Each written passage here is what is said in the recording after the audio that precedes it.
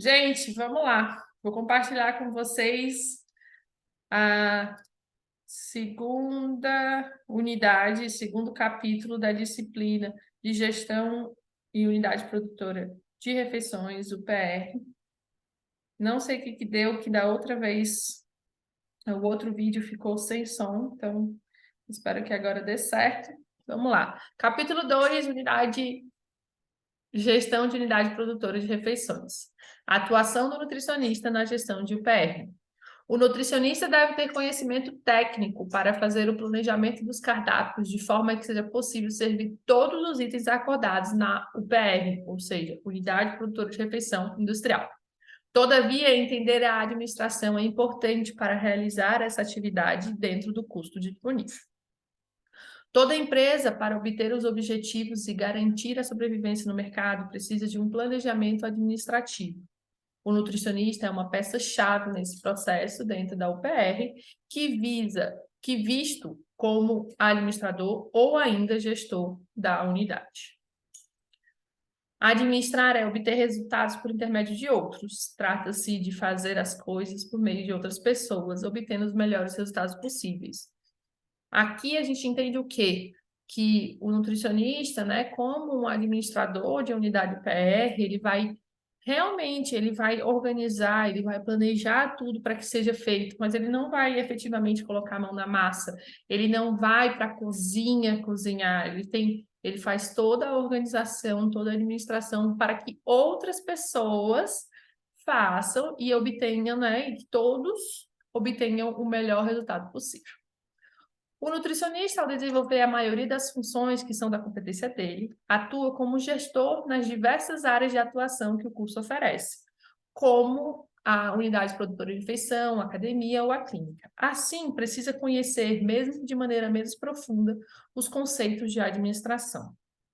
A administração e ou gestão de unidade produtora de refeição é composta por várias funções do administrador, consideradas como um todo, dado que formam um processo administrativo. O processo administrativo, por sua vez, é formado por 4 funções: planejamento, organização, direção e controle. Quando elas são visualizadas na abordagem total para conhecimento dos objetivos, constituem um processo administrativo. Então, aqui a gente está vendo, né? Processo administrativo tem como 4 etapas: o planejamento, a organização, a direção e o controle. Porém, ele é um processo dinâmico e integrado, que acontece integralmente. A unidade produtora de refeição enfrenta grandes desafios. São eles: aprimoramento contínuo e a reavaliação dos conceitos de qualidade de produtos e serviços. Além disso, devem ser traçadas estratégias para que a satisfação do cliente seja mais eficiente, buscando um modelo administrativo direcionado à qualidade, à produtividade e ao desenvolvimento da equipe da unidade. A utilização de diferentes ferramentas administrativas é necessária e eficaz. As 4 etapas. Então, a gente começa com o planejamento. Decidir por antecipação o que, com que meios, para que fins, como, onde, quanto fazer e quais são os objetivos a serem alcançados. Planejar é a função da administração que busca prever todas as etapas necessárias para que um determinado objetivo seja colocado em prática e atingido. Dessa forma, o sucesso do bom planejamento exige pleno conhecimento do que se deseja alcançar, ou seja, é necessário ter clareza dos objetivos que se quer atingir.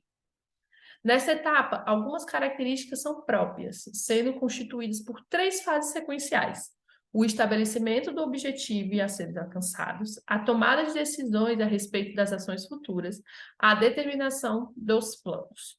O planejamento é instrumento de ordenação, eficiência e produtividade, utilizado contra a rotina, a improvisação e a estagnação. Para dar início ao planejamento, é preciso estabelecer os objetivos, que são compostos por uma hierarquia de metas a serem conciliadas simultaneamente em uma empresa.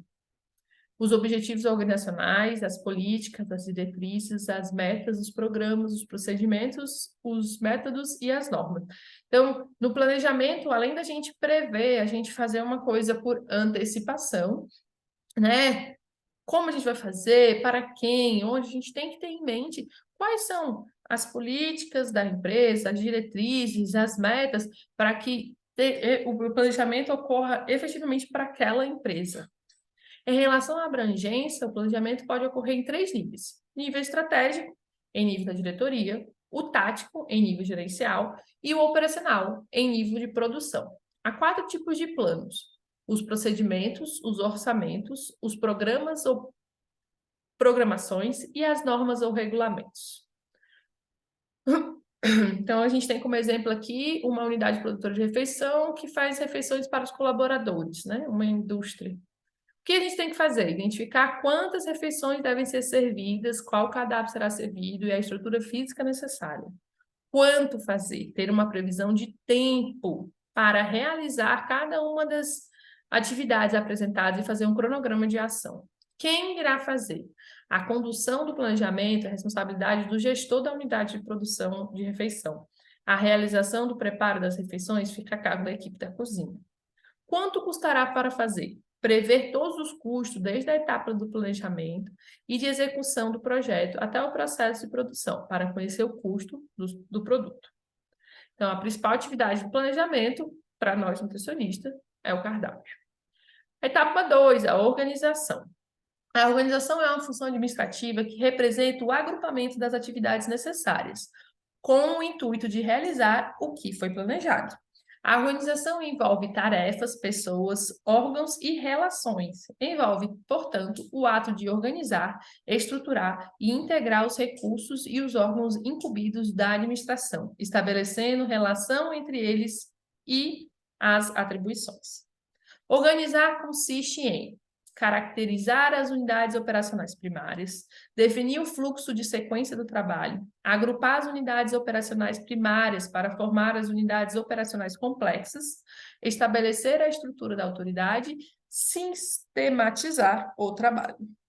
Então, a gente vai reunir as atividades, vai dividir e subdividir o trabalho, né? Quem vai fazer o quê? Definir as atribuições individuais, então a gente vai dividir, depois vai definir o que cada um vai fazer e definir relações entre chefes e subordinados. A abrangência da organização pode ocorrer em 3 níveis: a nível global, desenho organizacional; a nível departamental, desenho dos departamentos; e a nível das tarefas e das operações, desenho de cargos e tarefas. Os princípios aplicáveis à organização são a especialização, a definição funcional, a paridade entre autoridade e responsabilidade e o princípio escalar. A estrutura organizacional é a base que permite que a empresa se organize para atingir os objetivos e consiste na divisão do trabalho em unidades especializadas, tornando claras as atividades e as responsabilidades. Essa divisão é retratada de maneira literal, ou seja, encontra retratada nos regulamentos, regimentos e documentos legislativos que direcionam o funcionamento da entidade e dos órgãos que precisam se basear em situação jurídica, como por estatuto, regulamento ou regimento. Então, a estrutura organizacional é aquela que, como é que vai ficar a estrutura? Quem vai mandar, quem são os subordinados, quem vai fazer isso, quem vai fazer aquilo. E aqui ele mostra alguns de como pode ser apresentado para todo mundo. Então, organograma, que definem o organograma como representação das relações formais que ocorrem dentro da empresa a partir das linhas de responsabilidades e autoridades. Trata-se, portanto, de uma ferramenta apresentada no formato de um gráfico organizacional que exibe a interação do agrupamento das atividades envolvidas. O organograma é a representação fiel da empresa. Ele reproduz a estrutura hierárquica, a fim de definir os diversos níveis, os órgãos competentes da estrutura organizacional e os canais de comunicação entre os setores ou órgãos. O organograma objetiva, por meio de um gráfico, possibilitar a visualização clara da estrutura da organização de forma objetiva. Então, a gente tem aqui, ó, autoridade de linha, nutricionista, chefe do refeitório, chefe da lanchonete, equipe auxiliar. Só olhando essa estrutura, a gente sabe que o nutricionista é o chefe, esse é o subordinado, esse é o subordinado, e esse aqui é subordinado desse, que é subordinado desse. Essa é a autoridade de linha. A autoridade de linha é a mais utilizada e tem como principal característica a centralização do comando. Ou seja, é um tipo de estrutura em que a atividade emana de um único chefe. Nesse tipo de relação, a retratação do poder do direito de chefe imediato em relação aos subordinados. Observe que o direito de mandar é o direito de mandar e a faculdade de delegar. Em parte, o poder baseado na unidade de comando. Quais são as vantagens desse tipo de organograma? A liderança hierárquica, o favorecimento da disciplina e o baixo custo administrativo. Quais são as desvantagens? Comando centralizado dá margem a uma supervalorização e possibilita a implantação de uma liderança autocrática, o que dificulta a cooperação dos subordinados. Por outro lado, essa sobrecarga de trabalho do chefe pode ocasionar retardamento de uma tomada de decisão. A gente pode citar uma emergência que o chefe não se encontra, e a gente precisa encontrar o chefe para que essa emergência seja sanada. Então, é nesse sentido que pode atrapalhar, né? A autoridade funcional. Esta estrutura é baseada na especialização e resulta da necessidade de divisão do trabalho e desenvolvimento de especializações. Desta maneira, a autoridade é dividida e, consequentemente, o supervisor não dispõe de total autoridade sobre os subordinados, mas apenas a decorrente de uma especialização. Então, aqui a gente tem esse organograma que eu particularmente não conhecia. Nesse tipo de organograma, os órgãos de execução são assistidos por especialistas nas respectivas áreas, gerando uma multiplicidade de comandos, principal característica da estrutura funcional. Quais são as vantagens, né? A vantagem é que possibilita a manutenção da produtividade e do padrão de qualidade do produto ou do serviço. Há a mão de obra especializada e possibilidade de comunicações rápidas e menos distorcidas, por serem feitas diretamente. Há desvantagens, são ocorrências de quebra de disciplina, ocasionada pela tendência dos subordinados em aproveitar os menores conflitos de jurisdição para justificar a inércia ou o desinteresse pelo trabalho e a duplicidade do comando, que leva à omissão do chefe quanto à iniciativa de apurar as responsabilidades e aplicar punições.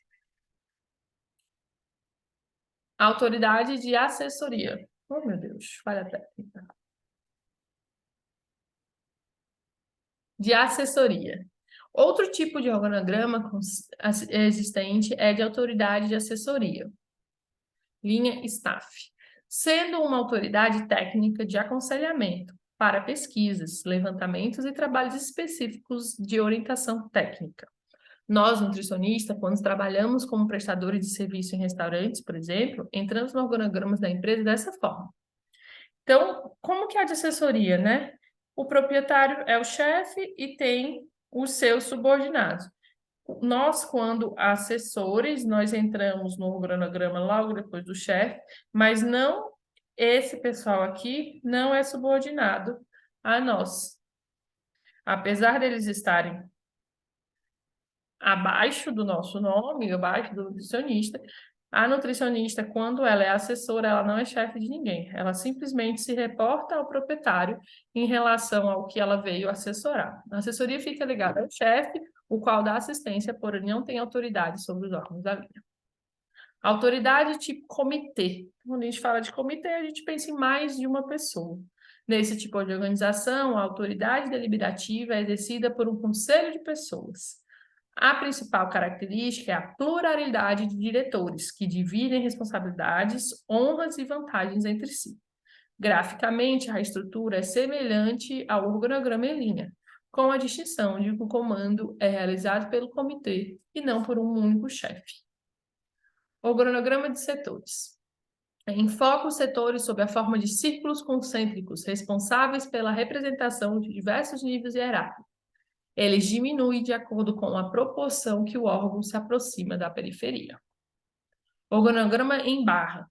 Nele, os órgãos ou as unidades administrativas são configurados por intermédio de retângulos horizontais que se iniciam da mesma posição à esquerda e se prolongam à direita. O prolongamento, seja em maior ou em menor amplitude, é o que define a hierarquia do órgão.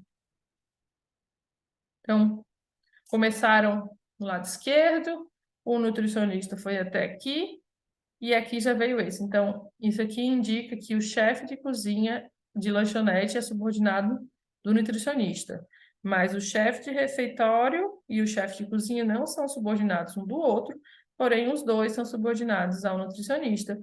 E a equipe de auxiliares é subordinada a esses dois, que é subordinada a essa aqui. Funcionograma. Já o funcionograma é o gráfico que retrata as funções de forma estática, respeitando a estrutura delineada pelo organograma. A gente vai para a etapa 3, da direção. A direção é a função administrativa que orienta e indica o comportamento dos indivíduos na direção dos objetivos a serem alcançados. Trata-se de atividade de comunicação, motivação e liderança. Assim, a direção orienta os recursos humanos para melhorar o uso da energia, objetivando a obtenção de resultados eficientes na realização dos objetivos. No que se refere à abrangência, a direção pode ocorrer em 3 níveis. A nível da direção, identificando como nível global, a nível da gerência, denominando de nível departamental, e nível operacional ou supervisão. A direção se fundamenta nos conceitos da autoridade e poder e tem como princípios gerais a unidade de comando, a delegação, a amplitude de controle, a coordenação e as relações funcionais. Desta maneira, a direção é um atributo inerente à atividade das chefias. Então, aqui a gente tem que a direção é privativa das chefias. O que difere do planejamento e da organização, que são etapas que também podem ser realizadas por órgãos especializados. A função da direção ou de comando se distribui pelos diversos chefes da empresa, cada um com uma responsabilidade sobre a unidade de trabalho respectiva e com o poder de estimular que os funcionários executem as atividades planejadas para que o objetivo seja atingido.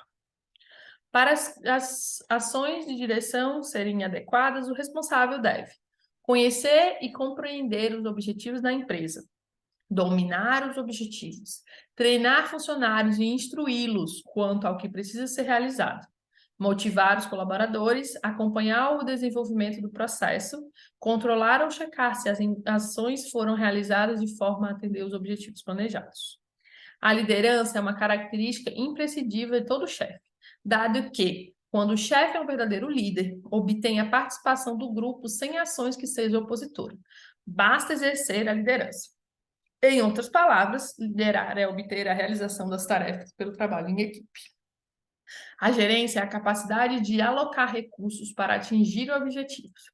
Muitas pessoas estão envolvidas neste processo. Lembrando que gerência da direção, que a direção é apenas para cargos de chefia. A gerência é a capacidade de alocar recursos para atingir os objetivos. Muitas pessoas estão vivendo nesse processo. Como todo gerenciamento requer um planejamento, cabe à alta direção fazer o planejamento de longo prazo, planejamento de objetivos. A média gerência deve exercer os objetivos médios e a curto prazo, e a baixa gerência precisa fazer os planejamentos de rotina. Para obter sucesso na etapa de direção, a comunicação de sucesso é essencial. Então, aqui ele passa algumas recomendações para a comunicação de sucesso. E aqui eu entro com um ponto assim, ó. Comunicação é importante não só na etapa da gerência, da direção. É importante em todas as etapas, desde o por favor ao obrigado, desde o palavras ditas sem touro imperativo, de faça, haja, né, para que ocorra aí uma melhor comunicação e convivência de todos, né? E a gente vem para 4, que é o controle. Função administrativa que busca assegurar se foi planejado, organizado e dirigido realmente cumprir os objetivos pretendidos. Em síntese, a atividade de controlar consiste em comparar a execução com o planejamento dos objetivos fixados e os resultados obtidos. Por isso, essa etapa demonstra se o caminho percorrido está de encontro com o planejamento. Então, aqui é que a gente vai ver se o que foi planejado, foi organizado, está realmente acontecendo. Ao avaliar os resultados obtidos em relação aos planos, é possível apurar as distorções a fim de corrigir o planejamento. O controle é constituído por 4 fases: o estabelecimento de padrões ou critérios, a observação do desempenho, a comparação do desempenho com o padrão estabelecido e ação corretiva, para corrigir desvios e variações. O controle tem como princípios gerais a garantia do objetivo, a definição de padrões e execução. O objetivo essencial do controle é o de assinalar falhas e erros em tempo hábil e oportuno, a fim de repará-los, evitar a repetição deles e, consequentemente, aumentar a eficiência da ação. No nosso livro digital, isso aqui está errado, né? Aqui é planejamento, organização, direção, e aqui tem escrito direção também, mas é controle. Ele faz um pequeno resuminho de cada etapa. Esses componentes do processo administrativo, planejamento, organização, direção e controle, fornecem ao gestor o controle de toda a operação, o qual evita o desperdício de tempo e de recursos, aproveita melhor a mão de obra, poupa o retrabalho e identifica, ao final da produção, se os objetivos foram cumpridos. Essas ações são essenciais para a valorização e o estudo dessas etapas. Para que seja possível aplicar plenamente esse processo, é necessário administrar o tempo adequadamente. Em uma unidade produtora de refeição, existem diversas demandas diárias, o que torna a administração do tempo uma das principais ferramentas de gerenciamento. A falta de tempo devido à sobrecarga das atividades se torna o principal fato que ocasiona as decisões equivocadas e tomadas às pressas. O nutricionista, como gestor de uma unidade produtora de refeição, deve desenvolver habilidades para discernir prioridades, calcular a duração das atividades e ampliar a percepção de si mesmo e das situações cotidianas. O intuito é se tornar um bom profissional e que seja capaz de atingir os objetivos. É importante conhecer as atividades desenvolvidas na unidade produtora de refeição. Também é válido fazer uma descrição detalhada da rotina de cada função e dos horários em que as tarefas devem ser realizadas, o que possibilita a delegação de tarefas e responsabilidades. O nutricionista deve ser um profissional que tem planejamento, precisa ser capaz de motivar a equipe, orientá-la da forma correta, não procrastinar e atingir metas e prazos, estipulando-os de formas que sejam atingíveis. Sobretudo, o nutricionista deve ser super-herói, o nutricionista precisa ser capaz de criar um fluxo de informações. Assim, a busca pelo sucesso profissional estará na direção correta. Etapa do processo administrativo. Então, aqui é feito um pequeno... Desculpa. Aqui é feito um pequeno resuminho. E as nossas questõezinhas. Eu já deixei com o gabarito aqui. A1, A2, A3 e A4. E é isso, então, mais uma vez, obrigada, espero que tenha ajudado. Deixe sem comentário, eu tenho o maior prazer. Se você gostou, deixe seu joinha, se você não gostou, deixe seu joinha e coloca nos comentários como eu posso te ajudar, como eu posso melhorar, para trazer cada vez mais qualidade aí para nossa disciplina, para nossos estudos. Um beijo, até logo. Um cheiro! Não esquece de curtir, de deixar seu comentário, de compartilhar com os colegas e tá tudo certo. E se inscreve no canal.